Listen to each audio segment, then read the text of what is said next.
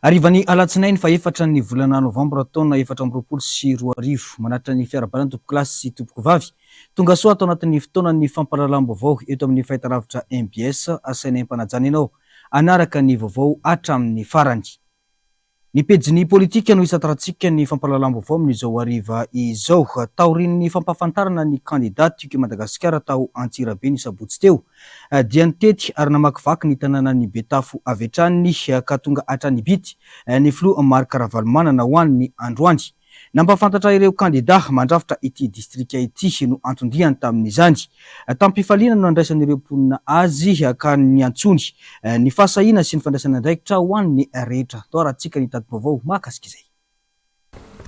Tsy natao zanak'ala hafa fa rehefa mahavita sy mampafantatra ny kandidaty eto Antananarivo renivohitra nandritra ny 2 herinandro mahery niazo any Antsirabe sy Betafo ny filoha Ravalomanana. Nampiseho ary nampafantatra ny kandida ny timu ao an-toerana.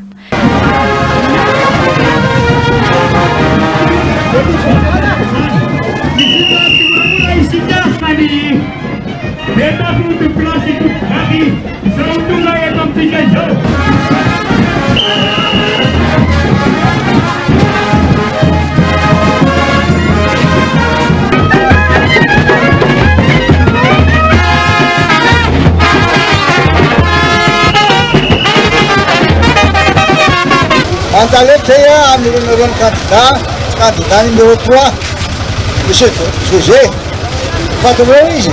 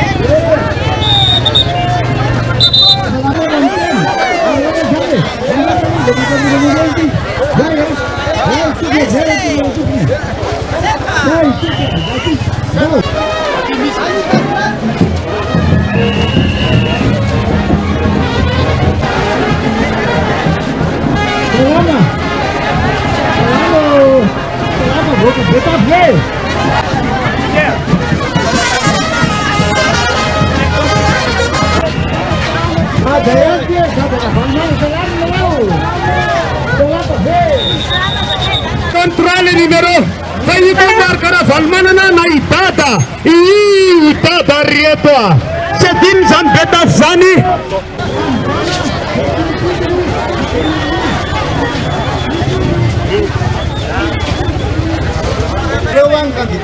le candidaty numéro 3 José ny anarany. Io no ataontsika candidat ho be ny tanàna amin'ny faray ambin'ny folo volana Desambra. Naonjy anareo manao tsena ty mihitsy azy ao. Mampafantatra anareo azy mbo fantatrareo izy. Io izy io. Mamina tsara. Zay ka dia azy adinonareo fa candidatsika. Io mampafantatra azy aty mandalo fotsiny dia aveo indray verina ty ndray manaraka tsy fotoana. Zay. Manana kandida 17 ny commune 20 mpandrafitra ny distrika ny Betafo miaraka amin'ny mpanolontsaina 17 amzato. Monsieur José, l'arna fatem, asuto eta mafbet. Ou bien tanana eta amin'ny commune Ambovotro Betafo, Ndiafeno, Avana Soavana. L'arna fatem, faharoa dia manaraka ao Ambomasina. Numéro 1, Monsieur Célestin, candidat Avana Batountila. L'arna fatem, Monsieur Michel Avana Manoissou, commune rurale Manoissou. Numéro 3, Monsieur Yann Fer Avana Tsous. Atsous. Commune rurale Atsous. Numéro 3 Yann Kou, votre sagnaton Namni Yatsapak. Awar. Manarak Zay, Monsieur Vévé, Avana de Bessou. Lavt Zan. Eva Tam Sabouti Ngalatani, Anne Sinandouane. Monsieur Vévé. Fil numéro 9. Numéro 1, Monsieur Rola, Vena Dramafan. manakaikaiky numéro akaikaiky zao dia numéro anao tavy tanana numéro 2 commune rurale Mahaiza za ety commune rurale Marisosina alaka misy Marisosina mitaky fahasahiana ny asa rehetra miandry hoy ny Folora Valomanana tamin'ny fandraisam-pitenenany. Tsy vitan'izay fa mila ny fandraisana andraikitry ny olom-pirenena rehetra. Tena faly misy hitanao dia izay mizaly nareo ohatran'izao hoe tena miaina tsy akatahorana nareo tsisy mahatabatra mihitsy zao fa misy toerana sasany mahatabatra izy avao tany Tsirabe zay tamin'ny sapotsy tsy santonan'le bapampa zareo ndao miaraka amiko miaraka bapampa zay ilaina fahasahina ty zao tena say anareo lamina tsara mbola hay ane zany rehefa tonga ny tena propagande ampidizinao anaovantsika azy ataontsika tsara be misy ty fa eka ndraiky anana fotoana hidina ty ndray anaovantsika azy fa feno ty tanàna ty. Kandida manana ny maha izy azy ary tsy napetrapetra-poana ny kandida Timao Betafo ary tohanany firaisan-kina. Midika fandraisena sahady ho an'ny distrika ny Betafo ny fahazoana solombavam-bahoaka voafidy tamin'ny Isam-Bato Mavesatra. Mampafantatra anareo vahoaka amin'ny Betafo tsy akanavaka rehetrarehetra eran'ny distrika ny Betafo fa ny vovolana firaisan-kina dia nanolotra kandida 70 ao anatin'ny 20 commune na tompo klasy tompo vavy. Miditra zany fa efa miverina amin'ny fanoerana ny fahatokisan'ny vahoaka ny Betafo satria efa nalany debité isika tamin'ny 7 volana Mea tamin'ny salanisa ambony dia ambony ary tsika no nitarika teta Betafo amin'ny 20 volana Desambra. Dia ifamtaonsika androany mbola fampahafantarana ihany fa amin'izany tsika vo anefa le diditsika ka dia ataontsika misalanisa ambony no tamin'izany ny ataontsika. Naneho ny hafaliany ny mponiny Betafo tamin'ny fahatongavan'ny Folora Valomanana tany an-toerana ka namelona indray ny fanantenana ho an'ny kandida sy ny mponina. Manana ray aman-dreny mijoro ho azy ny vahoaka. Sotra ny ray aman-dreny tonga soanao président ary fantatra ny fitiavanao any vahoaka ny Betafo marina sa tsy marina mety izy hanolotra ndeto kandida reto na ninninona fahamaikana sy ny fahateren'ny fotoana marina fa tonambavaka tsika teneny ny fianakavianatsika eny Antananarivo zay fa président de président misy ravalo manana amirotsaka ao Antananarivo ao manana fianakaviana daholo tsika teneny amin'ny telefônina satria any tsy zanany ihany fa misy zanako eto Betafo dia reto kandida reto. Rehefa avy ao Betafo nizotrana ka nibity ny délégation notarian'ny Folora Valomanana. Tsy vitany nitsidika fotsiny fa nihaino ireo marary ny mponina ary nampafantatra ny kandida ao an-toerana. Tuan Folora Valomanana aty biti place de Vavra Tiarnol. Hoga Sancho. Net Benite. Antika satsika anisan'ny nandreny ay zany tanore azany terororo reto fa nidada ny tonga ty amin'ny tanàna ndray aman-dreny mihitsy dada ny Folora Valomanana ne zany azalaza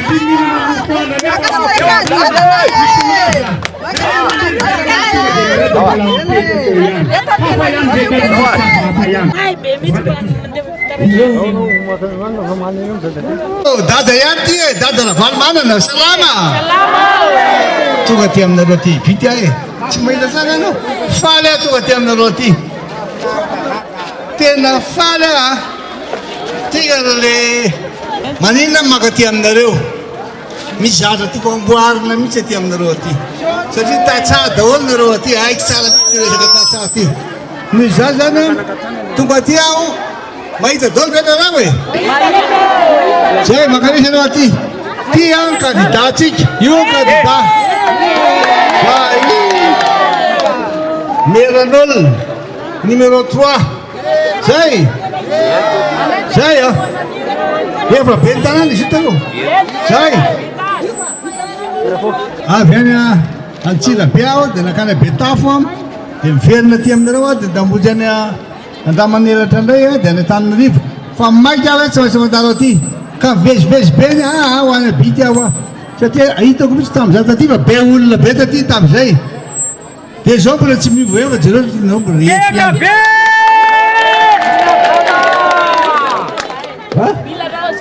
eny zako hoe atoria tsara tokony atao dia zay zany a izy zao nisy nytena izy tena nalahelo mihitsy hoe mila nao izy ako mila nareo hiasa tsy mangataka mininina aminareo aho fa ararotonareo ny fisiko aty tenenao adolo zay tokony anapitra aty fa zavatra hitako mihitsy fa tena mipitrapitra fotsiny le olona sisy tsy manakatao tsisy masomboly tsisy lalana tsisy ninina tsisy fiainana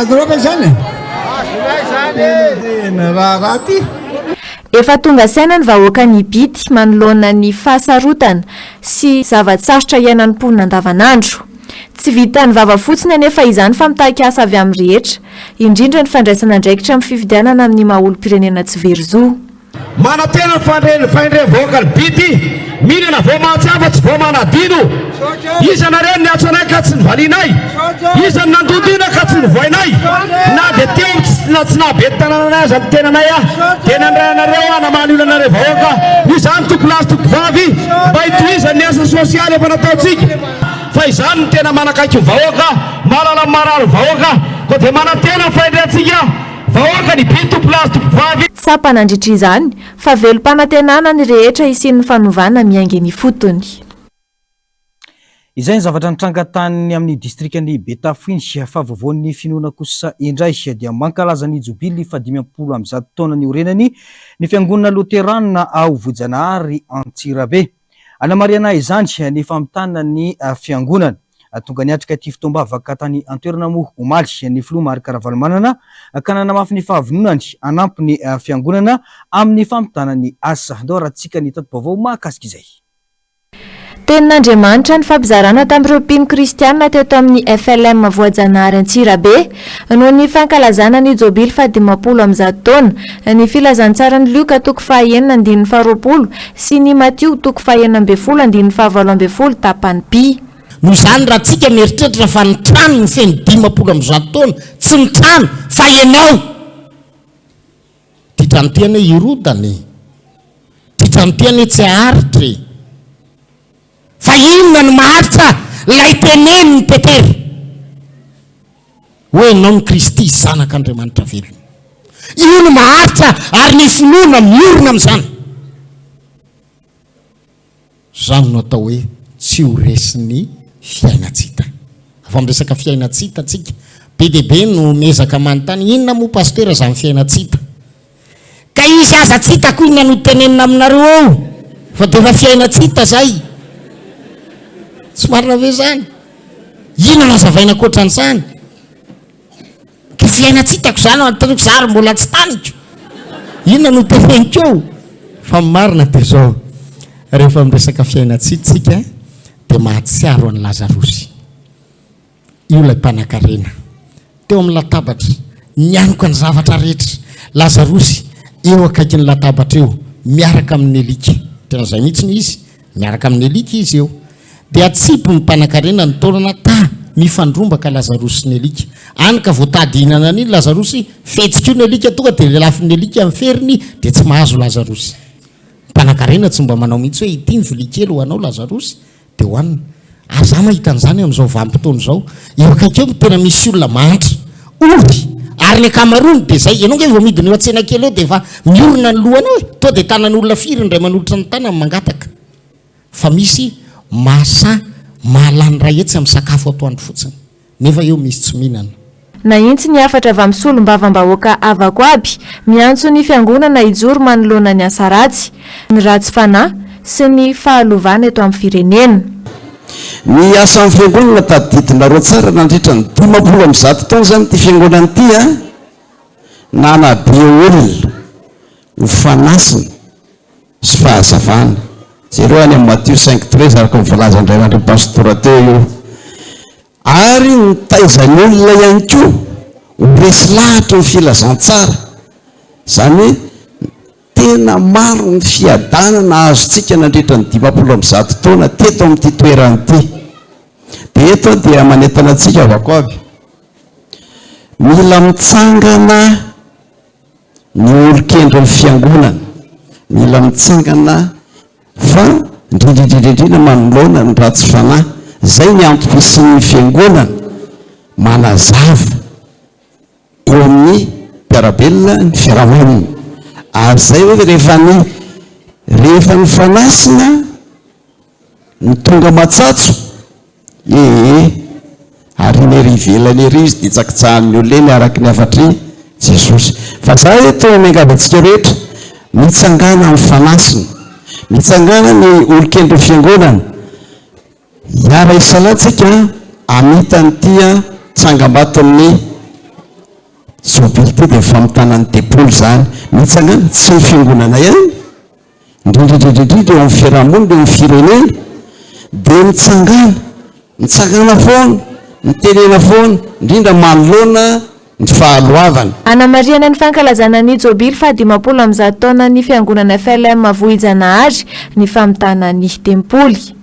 Naneo ny fahavononana anampy amin'izany ny folo Ravalomanana ka nolotra ireo fanitso rehetra lany amin'ny famitana ny fiangonana.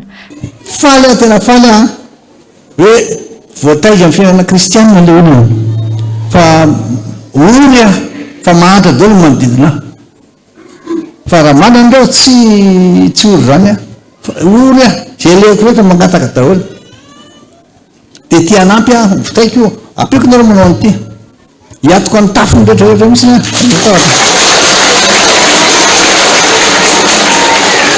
fa nareo ve ka tsy teraka marina dia anampy azy aho hoe every ohatrany izy manampy azy 720 fiangonana naoriko teto Madagasikara hatramin'izay. Ohatran'izany kamafa io hatrany amin'ny fotony io hatrany amin'ny laingony dia kamafaly fiangonana ny efitsika io miaraka amin'ny sekoly. Teohatran'izany koa izy ihany izy menadany araka dia nijerevana tsara azy anaovana amin'ny ferme sy ny anaovany azy fa tafole tolole ihany metoako za tsy matoko amin'ny ferme sy ny rehetrarehetra fa anareo reny tsy matoko ny senazy tsy matoko an'igny fa zay tafo tolona rehetra lany eto dia toako daholo dia lanynareo anaovana azy dia amboariko fifandrafinjara fitahin'Andriamanitra fanomezam-pahasoavana mahatonga antsika miaraka eto ka dia hoy aminareo hoe aoka hitoby andrakarivo ny fakatiavanareo ny fampandrofinareo fiangonantsika.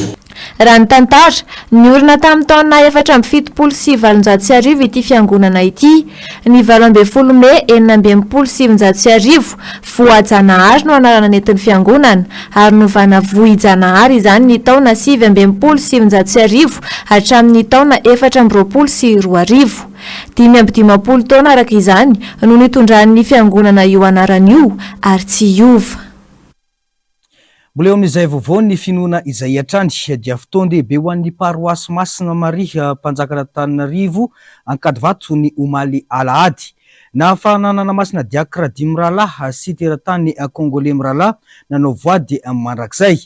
Nitarika ny fotoana ary nitondra ny afatr'Andriamanitra nandritra izany ny Monseigneur Odon Marie Arsène Razanakolona nitantana ny diocèse n'Antananarivo teo aloha. Isan'ny ireo nazo fanasana ka tonga liatrika ity fitoam-bavaka ity ny fianakaviana Ravalomanana notronony Tojo Ravalomanana sy Lalao Ravalomanana. Tato vaovao. Adiako fanarao amin'izay ambarany fijaren'ny tompo ny fiainanareo manontolo ary dia ombanareo any amin'ny fiadana hotanteraka tokoa resa. Izy Dimrala ireo izay diakitra no amasinao pretra omaly teto amin'ny paroasy Masina Maria Mpanjakan'Arivo ny ampirolana na voady mandrakizay. Nanamasina azy ireo nitarika ny fitoam-bavaka ary nitondra ny tenin'Andriamanitra nandritra izany ny Monseigneur Odon Marie Arsène Razanakolona nitantana ny arsidiocèse n'Antananarivo teo aloha. Izany no didy voalohany ary ny faharoa dia mitovy amin'ny ihany koa. Araka ny voalazan'ny Masindamarika toko 12 andin'ny 920 tapany by hatramin'ny 430. Niainga tamin'io andin'ny tsoratra Masina io no nangalana ny afatra tamin'izany. Raha mijery ny didinao izy hoe aza manompo manompoana ny narin'Andriamanitra aza aza fandrarana ny takany ataony herany ny tika aza manao an'ity aza atao ny fandrarana raha vo fandrarana manolànan'izay fa manavidalana aza mandeha dia handeha azy aza manao azy dia nanina fanarahana ny betsaka ary mazanatsika vahina ty fanarahana ity fa tsy mba very lalana hoe inona ny zavatoromarika toronana na azo mena mba ahafahan'ity olona ity mivoatra fa ty peraka amin'ity fanarahana be fahatany ity ilaina fanarahana ilaina nyitsitsika na mipeka zavaka maro samihafa raha tsy zay tsika amin'ny fiarahamonina misy atika eto tsika miaty efa misy anio dia miady lava fa raha tsy misy anio rosa fanjakany baro izy dia izay samy manao saipakany disy amin'ny sasaloha ganagana samy manao saipakany ka tsy zay tsika fa olona mahay mifanaka ary mahay mifandindra amin'izay fiarahamonina misy atsika izay petra religiozy kristianina maro no nanotrona ity fotoan-dehibe ity voaasa manokana ka tonga niara-ny ombombavaka tamin'ireo kristianina teto ny fianakaviana Ravalomanana no tariny Tojo Ravalomanana sy Lalao Ravalomanana.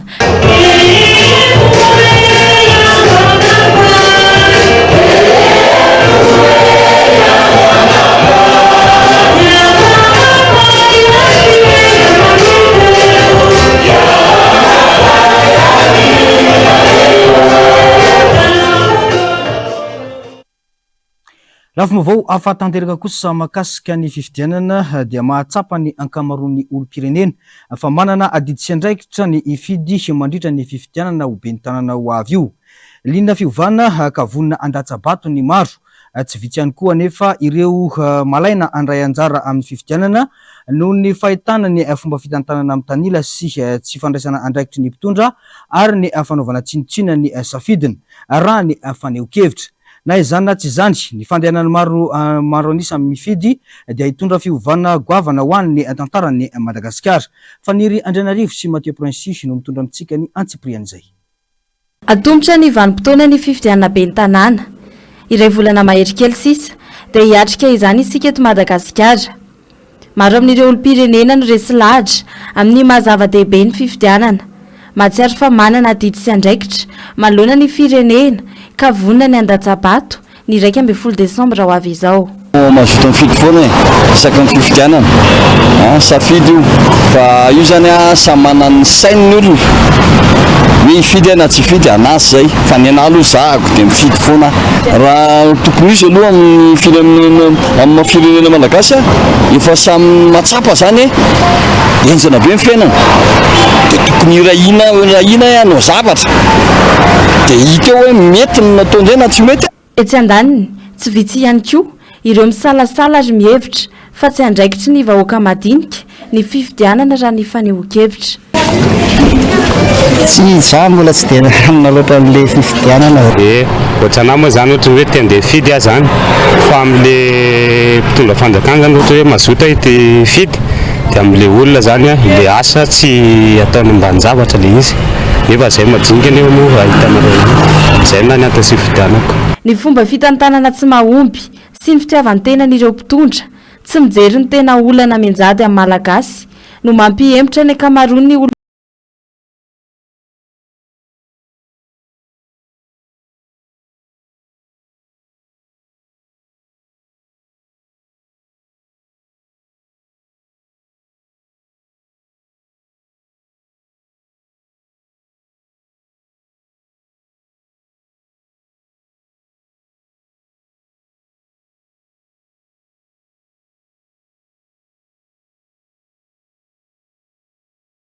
Tongilana fa hoe mba rolo zarena le majinika satria raha tsy le majinika reo tsy tonga amin'ny tanjona zay le izy.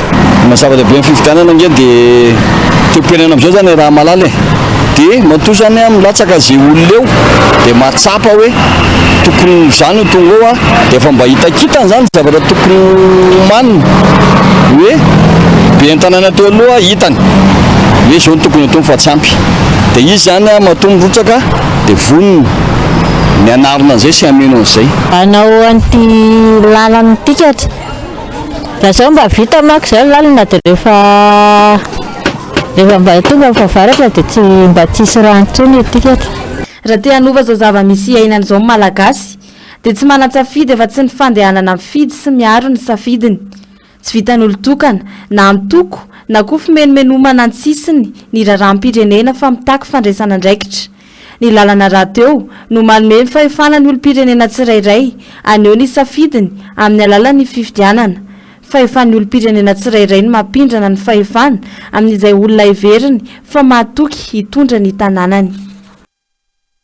Mbola hijanona eo amin'izay vaovao ny fifidianana izay hatrany isika mitohy ary mifarana hatramin'ny 17 ny volana Novambra 2024 avy izao ny fangatahana fisoratana anarana ao anatin'ny lisam-pifidianana ka afaka azahoana fankatoavana avy amin'ny fitsarana na tsy ahafahana mandeha mifidy.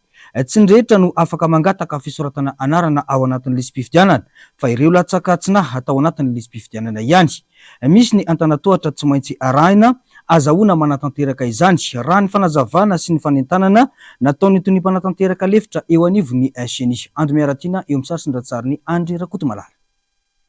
Raha tsy ahivina tapitra ny 12 Mey 2024 lasa teo ny fisoratana anarana ao anaty lisam-pifidianana ka ny voalohan'ny volana Desambra indray no misokatra izany araka ny fanavaozana isan-taona ny lisam-pifidianana. Ho fampiarana ny andininy faharoa amby efapolo ny lalàna amin'ny feny fifidianana sy ny fitsapakevim-bahoaka tamin'ny 10 Mey 2024 dia milaza fa manana zo ny olo-pirenena mahafeno fepetra hifidy ka sy tafiditra anaty lisam-pifidianana ka hangataka lalana ho soratana ao anaty lisam-pifidianana ao amin'ny fokotany misy azy. Ireo olo-pirenena ireo anefa marihana tsara fa tsy hoe marihana sy tsindriana tsara fa tsy hoe ny olona vonanana nahazo kara-panondro zay hoe primata na reo olona zay tsy nanapa-kevitra fa tsy anao tsy soratra anarana mihitsy tena nandritra ny fanavaozana tanteraka na ny fanavaozana isan-taona no afaka manao zany fangatahana isoratra hiditra ao anatin'ny lisitry ny mpifidy zany fa ireo zay olona latsaka tsy zany hoe le omia no afaka manatanteraka izany. Toy izao manaraka izao kosa ny dingana sy ny fepetra rehetra isitrahana izany. Voalohany aloha dia manao fangatahana ny olona iray ohatra hoe amin'ny fokotany ambararata kely ohatra dia miakatra ny anivon'ny CED na ny vaomeram-pirenena maleo teny anivon'ny distrika manao fangatahana fa tsy misoratra anarana ao anatin'ny lisitry ny mpifidy izy miaraka amin'ny kara-panondro ny kopia nandika mitovy ny kara-panondro vao marina tsara araka ny lalàna sy ny taratasy fanamarina-ponena na fatatsika amin'ny certificat de résidence.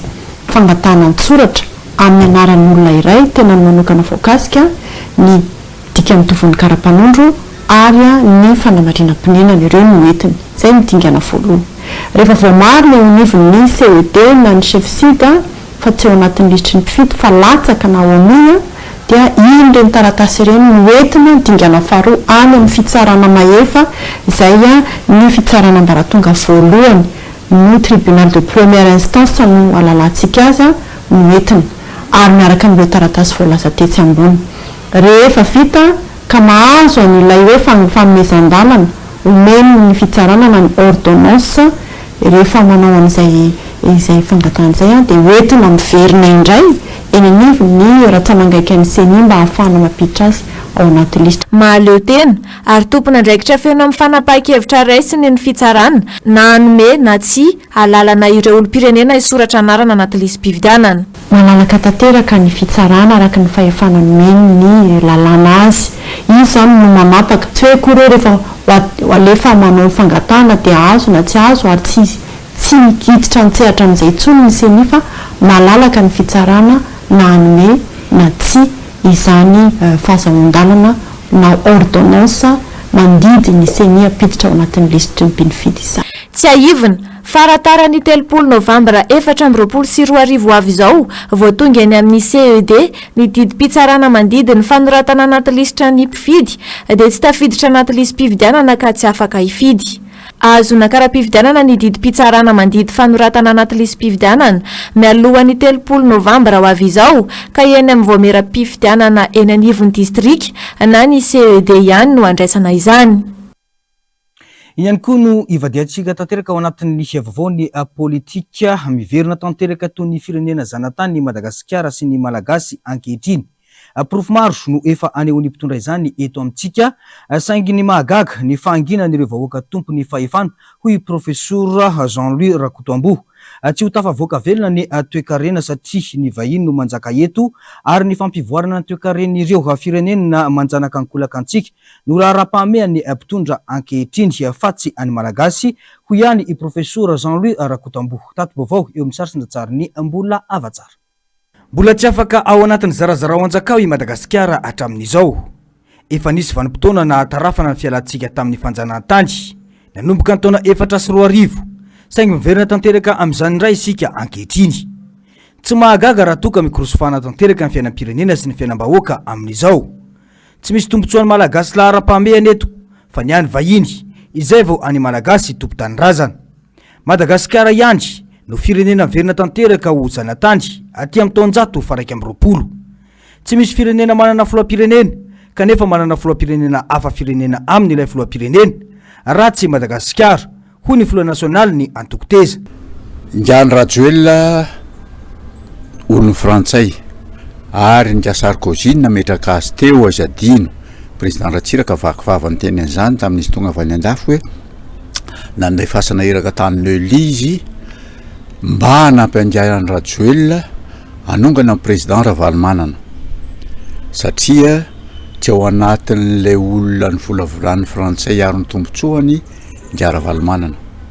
Tafapetraka ngiany Rajoelina de mitady fomba ary arovan'ny frantsay amin'ny fomba maro isan-karazany izy na tamin'ireny teteza mity reny négociation tarena natao tany Addis Abeba Maputo tany Afrika Atsimo reny de nitoana ny frantsay izy teo anatrehan'izao tontolo zao satria olona iaro ny tombotsoany fa itsy andany kosa nefany de tsy maintsy aseho le mba misy démocratie aingokaingony aty Madagasikara. Safidy ny any Malagasy ka tokony tsy ho gaga amin'izao zavatra iainan'izao isika hoy hatrany professeur Jean-Louis Rakotombo. Efa porofo maro naseho ny mpitondra ankehitriny fa tsy misy mahamaika azy amin'ny fampivoarana ny fiainam-bahoaka fa fanomezana tolotra sy tombon-dain'ny vahiny no misy eto saingy mangina ny Malagasy izay tompo-pahefana hoy hatrany ny faneho-kevitra. Ngiany Rajoelina zay olona apetraky mitandrefana frantsay iaro ny tombotsoany aloha zay vao tombontsoa gasy teleferiky reny asiny vidina de reny aloha zay vao mijery zavatra hafa re tamin'ny amin'ny tenan'ny ner Madagasikara reny Airbus efa fa zordir nasiny vidina de ny vidina eto ireo karana de nationalité frantsay sy ny frantsay ireo tombotsoandreo tsy azo kitikitena porofo jirama io zao i jirama io milaza aminareo fa groupe électrogène no ampiasaina betsaka ao Henri Frey ireo karanareo no tena mananao de reo no mitavana tsy maintsy rentable reo fa itsika no mizoga satria ny jiro mandeha amin'ny groupe électrogène lafo indrindra eran-tany de sika zany vidy jiro lafo indrindra eran-tany zao vokatra zany. Raha anao politika anao centrale hydroélectrique na centrale nucléaire isika tsy maintsy mihera amin'ny la France aloha de la France menan'ny marché aloha izay vao raha fa tsy vitan'izay vao menan'ny potipoty mofo ny sasany. Teto zao ohatra anankiray io kromita io Rosianina nitrandraka an'io fa rehefa niteny frantsay hoe esoreo reo Rosianina reo nanaovana antsojayany izy nisy vola be nena angatahany sasany taminy de voatery ny ala izy. Teto zao ny Rosianina saika anagnana inona ty izy tô usine de montage na 4 satria ny lalana eto amintsika fa ratsy daholo fa tsy navela amin'ny frantsay teneny ngiany Rajoelina azo kitikitihany io. Raha ny zava-misy momba ny angovo fotsiny dia hita miariary fa eo ny tsy fampin'ny finiavana fa eo ihany koa mety ho tsindry avolenta avy amin'ireo hery-goavana ara-toe-karena mifehy ny solika satria ny fiovany Madagasikara mankany amin'izany dia mety ahakitika tombotsoa-goavana ho an'ireo matretre. Betsaka amin'ireo fifanarahana mikasika ny famatsiana herinaratra ny jirama no tsy mazava misy bizina avolenta misy fanabotriana ho an'ny jirama. Raha ny volana tontona tao nandritra ny fitondrana Rajoelina fotsiny dia mety efa navitana tobo-pamokarana herinaratra mandeha amin'ny rano sy mandeha amin'ny herin'ny masoandro maromaro. Tsy angovo ihany no olana eto fa ny toe-karena sy ny sosialy iray manontolo ho iatrany ny profesora Jean-Louis Rakotombo. Mbola eo amin'izay vaovao ny mahakasika ny fitantanana ny raharam-pirenena izay iatrany dia isan'ny vaovao mitazona ny sain'ny be sy ny maro ny fivarotana ankolaka tany be midadasika ho anna mpandrara arabo ataony fanjakana malagasy. Mitaky fijoro ny vahoaka malagasy ny zavamisy tahaka izao hoy ny filohan'ny antoko otrikafo Androany. Tokony tsy andry ny fahalafosan'ny Madagasikara iray manontolo ny rehetra vao ho taitra sy andray andraikitra hoy ihany ny fanamafisiny. Tato vaovao eo amin'ny saritry-dratsariny mbola avatsaratrany. 2,000 hektara amin'ny 930 hektara amin'ny nosy Mitsio no amidy ka ananganan'ilay mpandrara-panefoefo arabo Mohamed Alabar hotely kintana 5 sy serana mpiara-manidina. Efa mandromandry saina amin'ny fandrarana lehibe ho atao eto Madagasikara ny tenany izay mpanorona ny vondrona Emar raha ny lahatsoratra navoaka ny Arabian Golf Business Insight ny 3 Oktobra lasa teo.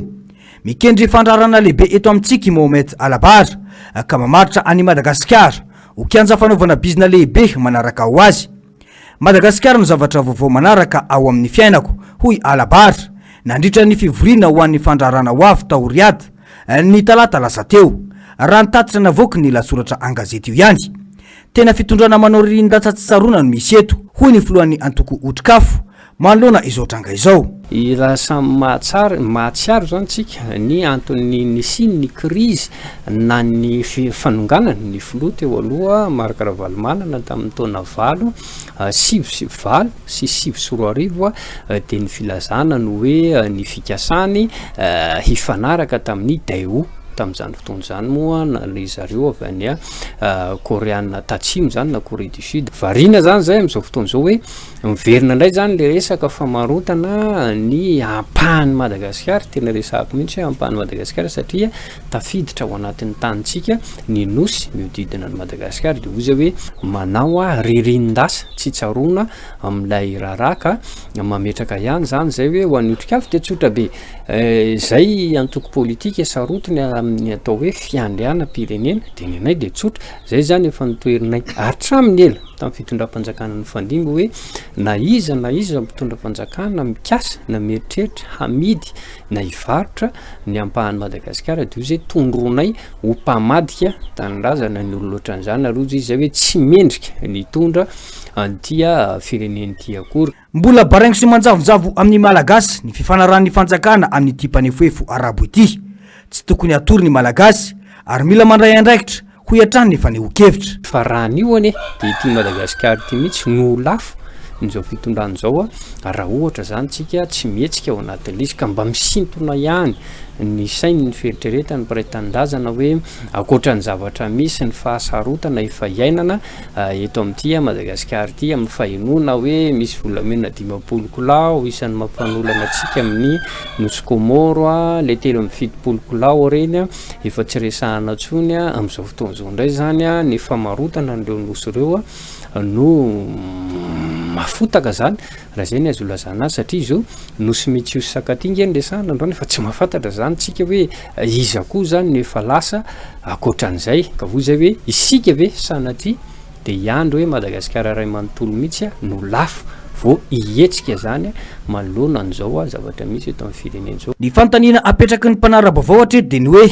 inona ny tambiny sakopaka isasahana eo amin'ny sy ny mpitondra ankehitriny rahatry zay tsy eo amin'ny fitondrana. Ankoatra ny mety anomezana tany midadasika ho an'ny Mohamed Alabar dia ho amafisina amin'izany ihany koa ve zany ny anomezana 9 hektara ny arabo any Bamangoky, Ambolena Vary, Katsaka, Sargo izay efa nisy fifanarana vonjomaika tany amin'ny Jona 2024 andrasana ny fivoaram-baovao. Tontolon'ny fitsarana dia nanatanteraka fivoriam-betsy ara-potoana androany ny sendikan'ireo mpitsara eto Madagasikara ataorian'ny fampiatoana arak'asa tsy manara-dalàna sy tsy ara-drariny ireo mpitsara substitut efatra ao amin'ny fitsarana ambaratonga voalohany eto Antananarivo. Tapaka nandritra izany efa anao fitokonan'izy ireo rampitso talata 5 Novambra. Fotoana anehoan'izy ireo ny atezerany ka anajanonana ny asa amin'ireo fitsarana rehetra manerana ny nosy. Nametraka fitoriana moa ireo mpitsara efatra ny amin'ny fidirana antsehatra ho fanohanana ny fangatahana fanafoanana sy fampiatoana ireo fanapahana mampiato amin'ny asany sady manapaka ny karamany. Mangataka amin'ny ministry ny fitsarana mpitahiry ny tomboka sepanjakana ihany koa izy ireo isintona ny fanapahana andraisiny ary tsy andray fepetra tahaka izany intsony mandritra ny fepitona maha-ministra azy. Manoana manontolo ny ady amin'ny kolokolo ny SMM raha toka ireo izay tena manao izany no enjehiny. Nanambarany ity sendika ity fa tokony tsy afangaro amin'ny kolikoly ny fahefana nomeny lalàna ny fampanoavana andinika ny eloka tokony enjehina sy ny fijerena ny vesatra tena misy. Andrasana moa ny toy ny ity vaovao ity. Lafim-baovao afa-tanteraka kosa indray dia miankina amin'ireo fahefana roa ny mpanatanteraka sy ny mpanapa-kevitra no ahafahany ben'ny tanàna iray amperinasa mamorona sy manao fandaranasa vaovao na tsy eo anivona komuna iray. Ho an'ny komuna Itaosy manokana dia mitoy ny asa fampandrosoana efa notapahan'ireo mpanolontsaina izay nanapa-kevitra ny irotsaka ny ankamarony amin'izao fifidianana izao hoy ny fanazavana. Nanamafy ny ben'ny tanàna fa lanja miakatra ho an'ny fampandrosoana ny komuna no tarigetra napetraka ka tohizany izany mandrapatonga ny ben'ny tanàna vaovao eo. Tao rahantsika ny antsiprian'izay eo amin'ny sarisindra ny mbola avatsara. Mitoy ny asa fanao ho an'ny fanompona vahoaka sy fampandrosoana ny tanàna arak'izay efa voafaritra ny teti-bola no tapahy ny filan-kevitra munisipaly. Raha toka tsy nisy nirotsaka ofidina ireo mpanolontsaina efa lany teo aloha dia afaka mandray fanapahan-kevitra vaovao saingy noho ny fahabangana dia ireo asa efa tapaky ny filan-kevitra munisipaly ihany no azon'ny ben'ny tanàna amperinasa ny safidy sy nanapa-kevitra ny tsy hirotsaka intsony atao. Ny lalàna no mametraka izany hoy ny ben'ny tanàna amperinasa manapitra ny fotoam-piasany ankehitriny etsy amin'ny komuna Itaosy. Anivon'ny komuna mantsy misy organe anankiroa ny birao mpanatanteraka sy ny birao sy ny mpanolontsaina communal.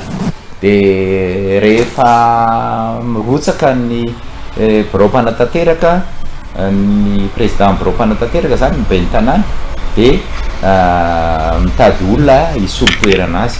Fa raha ohatra tsy mirotsaka le filohan'ny birao mpanatanteraka ny ben'ny tanàna amperin-tanàsa zay voafidy de mbola mipetraka tsara zany le birao mpanatanteraka eo anivon'ny commune. Fa ohatr'izay koa raha ohatra mbola misy ny ohatra hoe tsisy nirotsaka mihitsy ny mpanolontsaina rehetrarehetra teo anivon'ny commune na tsy nirotsaka mpanolontsaina na tsy nirotsaka ben'ny tanàna de mbola mijanona eo ny mpanolontsaina rehetra. Fa teto moa nisy mirotsaka mpanolontsaina ihany no mpanolontsaina teto de mazava ho azy rava zany le birao mpanapa-kevitra eto anivon'ny commune.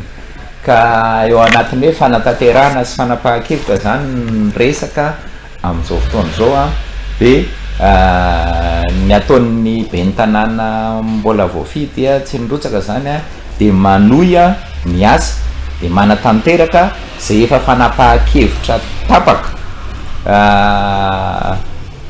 talohan'ny zao fiomanana amin'ny fifidianana zao. Efa vita avokoa ny tolobatra ho an'ireo asa mitohy ho an'ity komuna ity ary efa ao anatin'ny fanatanterana ny ampahany asa.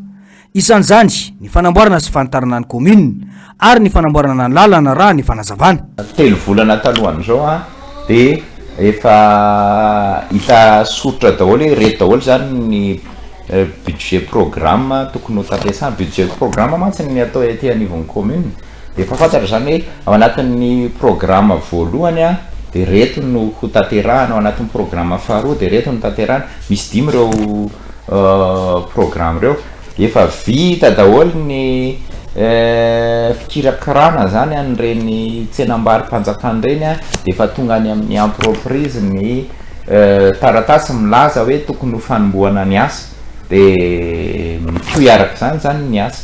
Toy zany ny asa mbola misy asa tanterahana mahakasika ny fanatsarana ny biraon'ny commune. Hitanareo efa simba tanteraka ny tafo de no atao dalina mba ho lasa hevitra malalaka be ao aoriana. De misy lalana ihany koa any ao amin'ny fokotany Ambodifasika efa vita koa ny tolobaritra sy ny famalinana zay tolobaritra zay nataon'ny entreprise de efa tokony handeha ny lalana. De misy ihany koa reo atao hoe fotodrafitra asa hafa mahakasika ny fampandrosoana ny commune zany a mandeha zay zao ohatra miezaka manatsara ny raopokotany rehetra eto anivon'ny commune araky ny fangatahany any fotony a de efa mpanataterana an'izany efa manomboka moa zany zao ny amin'ny fokotany avarabohatra de ny fokotany enina eto anivon'ny commune zany a atsaraina mitovy ny soamo hoe mba atao mitovy an'ity lokon'ny commune mahafinaritra be ty zany ny fokotany rehetrarehetra de ny fokotany sy ny mpiara-miasa tany foty moa nangataka an'izany de efa mizotra amin'ny fanataterana an'izany zay. Nanamafy ny ben'ny tanàna Amperinasa eto amin'ny commune Itosy fa ankoatra ny hetra avy amin'ny vahoaka dia misy ihany koa ny fiaraha-miasa amin'ireo mpiara-miombonantoka ao anatin'ilay hoe 3P ahafahana manatanteraka ireo asa ireo. Lanja miakatra ho an'ny fampandrosoana ny tanjona napetraka ka tanterahina mandrapahatonga ny ben'ny tanàna vaovao izany ho hiatrany ny nambarany. Fa naresaka ny fidinana ifotony ny arahany kandida ho ben'ny tanàna Ravaka Rabenandrasana larana voalohany sy ny filomarika Ravalomanana tany Antsirabe niaraka tamin'ny solombavam-bahoaka voafidy atao Antsirabe voalohany. Mila mpitantana mahatoky lavitry ny kolikoly sy ny gaboraraka ny tanàna Antsirabe manoloana ny fampitehana misy ao an-toerana. Toy izao indrindra no mahakasika ny fampafantarana ny kandida Ravaka Rabenandrasana atao talatan'andray kiba ho an'ny androany. Ari ray aman-dreny tahaka izao no mila entina ary ampandalova io dadareto io ny filomarika Ravalomanana président ny vovonana Firasakiny miaraka amin'ny député Michel ary ihany koa ny candidaty ben'ny tanàna ny Antsirabe voalohany dia maître Ravaka Oasana.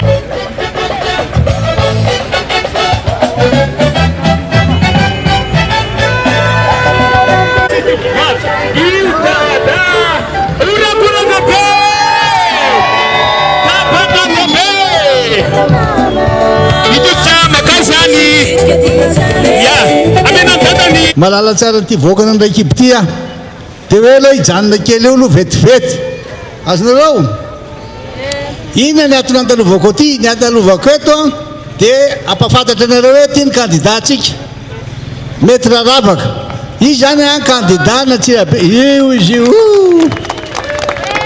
zay de izy a no ataotsika candidat ary efa candidat amin'ny ben'ny tanàna amin'ny faraikibefolo ny volana Desambra ho avy zao hitako misy raha valiana ty alala azy io izy io tonga tapitapoka fotsy zay a zay fantatro reo fa tena te heniny feony maninona ny fidy azy satria mila tena isolo vavanareo jaly mihitsy le olona tatsaha ty anjakan'ny sasany tena milaza azy malala zavatra maître avocat izy io afaka anampy atsika amin'ny asa rehetra fahasaranany tatsara rehetrarehetra eo zay a de jereo henonareo ny feony aloha de zay no malala azy.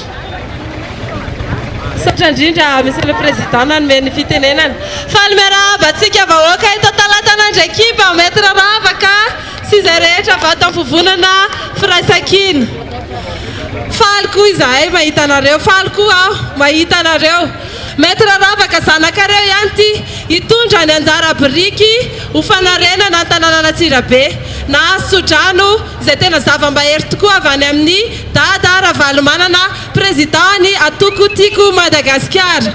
Betsika tiaka mafy be aloha dada ho fisaorana azy amin'izany ataoko hoe nafatongavany tsy naritra mihitsy izy fa tsy maintsy mijanona entina dia mbola misy dialehany azy eo ihany koa ny fahatokisany izay nomeny anay amin'izao iantsoroka izao adidy masina ho fanarenana tanàna Antsirabe zao. Eo ihany koa Andriamatoa député Michel Avakoaby izay solombavam-bahoaka voalany farany teo teto Antsirabe voalohany miray tendro miray saina izahay ireo ary miketrika isan'andro izay asosy tsara amin'ny resaka fampandrosoana ny tanàna Antsirabe izay mamitsika ty makasitraka tompoko makatel mbola iveriny zahay amin'ny fotoana fampelezan-kevitra fa fampafantarana fotsiny ihany zao tsy manondro vato mafantsika fa zao nondray Ravaka atolotritsika atolotro dada atolotro zao aloha izy zao ny avatravatra avako avy mila mpitatana mahatoky anao ny tanàna Antsirabe izy amin'ny mpitatana mahatoky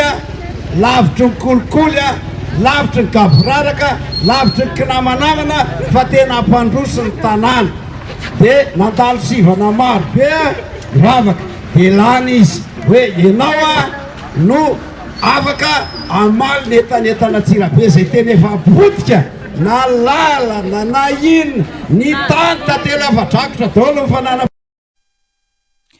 Fa vaovao makasika ny tanora sy ny fanambadiana kosa indray dia ireo tanora latsaky ny 70 taona no maro anisa amin'ny fisaram-panambadiana raha ny taratasy tonga eny anivony fitsarana.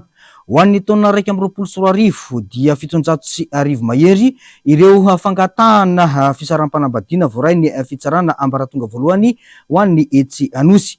Erisetra amin'ny lafindrehetra ao an-tokantrano no antony 500 amin'izany fangatahana fisarahana izany.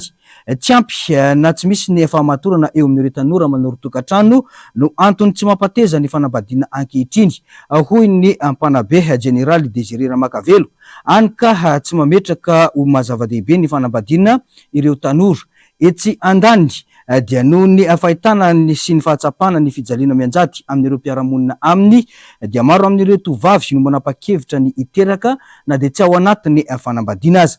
Fanadadiny sitra Karatovinambinitso eo amin'ny sary sindatsariny ny Artanjo. Rona 3 taona orin'ny fiara mipetraka na fanorena tokantrano no isarahany ankamaroan'ireo mpivady. Herisetra ao an-tokantrano, ao anatin'izany ny fampirafesana, ny famonoana, ny fahasamihafana ara-kolontsaina, ny olana ara-bola. Ireo amin'ny ankabeny no antony fangatahana fisaraha-panambadiana tonga eny amin'ny fitsarana ambaratonga voalohany ety arivo. Raha ny fahitany Jeneraly Ramakavelo azy kosa dia ny tsy famakafakana tsara sy ny fahamaizana anambady ka tonga tokantrano vao mifankalala toetra no antony mampirongatra ny fisaraha-panambadiana. Sy doka ny endrika ivelany loatra koa ireo tanora ankehitriny araka ny fanazavana ka tsy mahalala ny olona mahasoa na tsy ho azy ireo. Lesika eo amin'ny malagasy ihany koa, indrindra ireo vehivavy izay tia sy manaja ny tokantranony, ny fandraisana ilay ohabolan-drazana manao hoe ny tokantrano fiafiana, any ka miaritra ny tserany aina izy ireo ao anatin'izany. Raha tiana teza ny tokantrano dia tsy maintsy miainga amin'ireto zavatra anankitelo eto. Misy ny fampatokisana, misy ny faminaina amin'ny fahamarina, zay vao misy ny fitiavana. Misy fampatokisana aloha dia tena miaina fahamarina, zay vao fitiavana. Fa tsy mifamadika hoe tiako izy nefa rehefa avy eo ke olona tsy miaina ny marina koa dia avy eo tsy mifampatoky. Raha voasary-piarana amika olona tsy tia fampandainga. Za zany za mpanabe fa za tsy manaiky mihitsy hoe tokantrano fiafiana. Ekeko hoe tokantrano fiafiana fa ny tokantrano tsy fijaliana. Sady mamono le rangano misofotoka tsy mody an-trano sy ny sisa ahoana ny afianao an'izany. Zany natoka hoe fijaliana. Tokantrano manaiky ny tokantrano fiafiana fa ny tokantrano tsy fijaliana. Rehefa fijaliana no hitanao mela tao entony zanakao dia eritrereto fotsiny hoe von'ny accident le rangaha dia matokina ny azo atao. Za tenin'izany mihitsy ny tokantrano azo lazany hoe fiafiana fa ny tokantrano tsy fijaliana. Etsy ankilan'izany ny fahitan'ireo tovavy ny fijaliana ireo reny na vehivavy mitovy aminy ao an-tokantrano dia mandrisika azy ireo hisafidy ny anana taranaka sy ao anatin'ny fanambadiana. Tsy miaritra an'ireo fijaliana teo konako dia mahatonga hoe tsy mahatoky lehilahy intsony zany ny vehivavy. Nahita le fijaliana reny dia tsy mahatoky lehilahy intsony ary iny tsy azony hoan'ny zanatsiny azy zany ka. Rehefa samy zanany mba te hananana no manana taranaka izy dia zay havanana ny zanany fa tsy ho fadiran'ovana amin'ity ray mamilava mpamono vady mipijangajanga sy ny sisy dia toloka. Raha ny taremarika dia mpivady enina isan'andro eo no manapa-kevitra hisaram-panambadiana. Latsaky ny 70 taona ny ankamaroan'izy ireo, izany hoe ny 70 isan-jatony. Ny 7,2 isan-jatony vehivavy no ny saram-panambadiana ary ny 2,1 isan-jato kosa izany ho an'ny lehilahy. Tsy mora ary tsy vetivety ireo dingana rana raha mono ny soniana tao tamin'ny fisoratam-panambadiana nandritra ny 10 minitra. 5 alina ariary latsaka kely ny sandany zany eny amin'ny fitsarana. Fa voararan'ny lalàna ny fisoratam-panambadiana ho an'ireo mitovy fananana sy fananganan-jaza ho azy ireo eto Madagasikara. 2 ka hatramin'ny 5 taona an-tranomaizina, miampy-lamando 2 ka hatramin'ny 10 tapitrisa ariary kosa no sazy miandry ireo olona mitovy fananana latsaky ny 120 taona tratra manao fihetsika tsy voahevitra. Trangam-piarahamonina manahirana ary sokajiana ho fady ny firesahana azy eny anivon'ny fiarahamonina na ao atokantrano ho an'ny fiarahan'olon-droa mitovy fananana ho an'ny eto Madagasikara. Samy manana ny heviny rahateo ny tsirairay manoloana ity zava-misy ity. Faniry Andrianarivo sy Mathieu Princy no mitondra amintsika ny antsipriana izay. Trangam-piarahamonina sokajiana malagasy ho fady ny firesahana azy ny fiarahan'olon-droa mitovy fananana. Seken'ny fianakaviana sy ny fiarahamonina malagasy amin'ny ankapobeny ny fiarahan'olon-droa mitovy fananana eny fa na dia tsy voararan'ny lalàna aza izany. Samy mahita ity tranga ity eny anivon'ny fiarahamonina ny rehetra saingy mahatsapa ireo olom-pirenena sendranay fa manimba kolontsaina izany. Hevitro hoe za tsy manaiky an'izany aloha, tsy tiako izany zavatra nataon'Andriamanitra hoe dia ho vanina ny zavatra tao fa lasa mivavy ihany fa tsy mivavy sy mivavy na lasa amin'ny lahy. Amiko izany ilay fandrosoana anareo tanora mivona kely amin'ilay mazana-Zanahary dia tsy mankasitraka zany ronany izy sady tsapatsapa daholo koa ny fiainany, tsapatsapainy so dia reny tsara nefa ratsy satria raha olona mila taranaka aloha dia efa tsisy taranaka. Raha ny fanehoan-kevitra hatrany ny firoborobon'ny teknôlôjia avo lenta izay fotoran'ny ankamaroan'ny tanora ankehitriny no misarika azy ireo iroso amin'ity safidy iray ity. Mahatonga ny tanora irona amin'izay asa ngamba fiainany izany mijery ny any ivelany nefa ny eto tany eto Madagasikara ary tsy hitako inona no anarahana ny avy any ivelany. Tsika malagasy iny raha ny tena marina tsika iny tsy manaiky an'izany fa ny mahatonga amin'ny tena indray so zao hoe tsy araky ny hoe resaka kolontsaina io fa resaka ara-piarovana tsy tombony zanak'olombelona aingana ny tany manan-karena rehetra dia marika an'io hoe iarahan'ny mpitovy fananahany fa tsika ty mbola manana an'izay fijery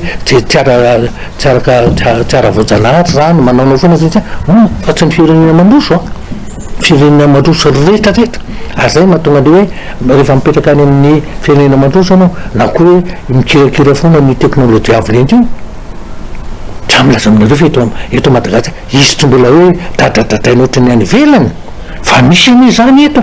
Ny fanabeazana ny namola volana ny maha-malagasy ny kolontsainy sy ny finono tsy manome alalana ny malagasy ankatoy ny fiarahan'olon-droa mitovy fananana eny fa na dia ekeny lalàna aza izany ho an'ireo feno 120 taona.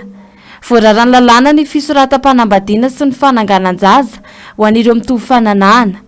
2 hatramin'ny 5 taona an-tranomaizina miampila mandy 2 ka hatramin'ny 10 tapitrisa ariary kosa no sazy miandry ireo olona mitovy fananana latsaky ny 120 taona. Tratra manao fihetsika tsy voahevitra. Raha ny fantatra moa dia firenena 420 amin'ireo 370 no mankatoy ny fiarahan'olon-droa mitovy fananana manerana izao tontolo izao. Lafim-baovao hafa tanteraka mahasarika sy mahavariana ny ankamaroan'ny ankizy ireo tanora amin'izao fotoana ny kilalao antsoina hoe jeu vidéo antapitrisany maro ireo karazana amin'izany. Ao ireo lalaovina amin'ny finday, ao ihany koa ireo kirakiraina amin'ny alalan'ny solosaina. Miteraka lesoka eo amin'ny mpilalao azy nefa ny tsy fahaizana mandanjalanja izany na amin'ny ora filalaovana io na amin'ny firenena be loatra amin'ity kilalao ity. Ilaina arak'izany ny fisorohana dia ny mba andanjalanjana ny fikirakirana izany. Sitraka karatovina ambinitso sary sy ndratsariny ny aro-tanjona. Maro amin'ireo adolansy eto amin'izao fotoana no mandray ho fialamboly ny jeu vidéo na irony karazana lalao atao anaty finday na ihany koa anaty solosaina. Misy ireo mpilalao no mamadika ny lalao fitadiavam-bola anaty trano ka ny tanora 17 taona no miakatra ny tena linan'izany.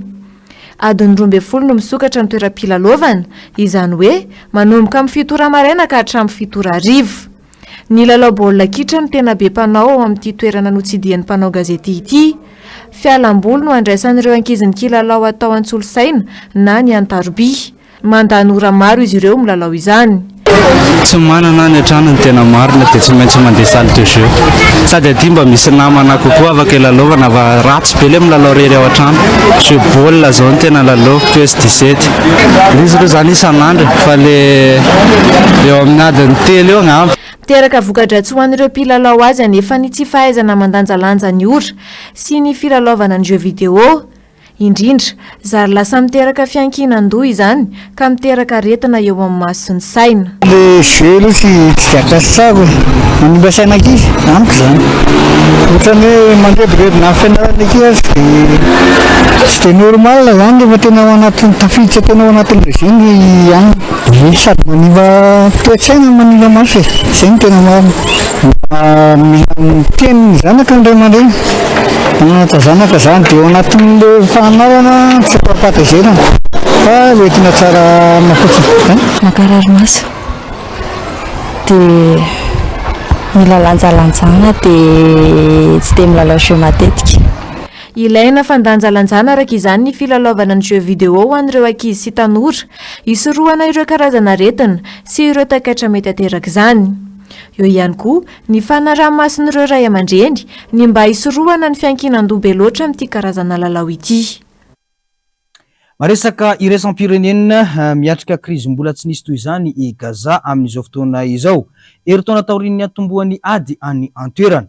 Ankizy-Anarivony no tsy afaka mianatra, maro amin'ireo sekoly sy ny université no rava ary iaransakatsakana ihany koa ny fanampiana amin'ny maha-olona anjara Lovaniaina sy Andra Kotomalala no mamitana amintsika izay vaovao izay. Tandindomindozany fampianarana ao Gaza, eritaona mahery taorian'ny atombohan'ny ady, mpianatra sivy alina sy ankizy enetsy no tsy afaka mianatra intsony. Rava no nitaroka bomba ny akamaroan'ireo sekoly sy université any an-toerana. Namoizana ankizy 50 farafahakeliny ny fanafiana Israeliana tany Jabalia. Niala tao amin'ny tompon-tany Jabalia ireo mponina nakany amin'ny faritra andrefany Gaza. Mbola tsy misy ny toerana azo antoka hitobian'izy ireo anefa ialan'izy ireo amin'ny taroka bomba saingy tsy maintsy mifindra toerana honenan'izy ireo. Tsy misy ny fanampiana na sakafo na rano. Tena sarotra sy mampalahelo ny toedrarà hoy ireo mponina. Efa ora tapitrisa ireo olona mitsoaka ny varatra taorian'ny baiky fandroahana faobe nataon'i Israely. Na dia eo aza ny fahirantso sy ny faharavan'ny tanàna, olona efatretsy ny mbola tavela eto. Manohy miady amin'ny Hamas any amin'ireo toerana tena rava ao Gaza ny miaramila Israeliana. Noferan'ny Israely ny fanampiana amin'ny maha-olona Israely na dia teo aza ny tsindry nataon'ny fianakaviam-be iraisam-pirenena. Vaoaingana namoaka lalàna vaovao ny Israeliana mametra ny hetsika azon'ny sampandrarà lehibe misahana ny fanampiana maha-olona ao amin'ny firenena mikambana atao ao Gaza. Izay no manakatona tanteraka ny fotoanan'ny fampalalam-baovaontsika tamin'izao hariva izao. Mankasitraka anao nanaraka izany hatramin'ny farany. Isaoran'ireo teknisiana nampitany sary sy ny feo tamintsika tsiraray avy tany. Mametraka ny soavatsara veloma tompoko.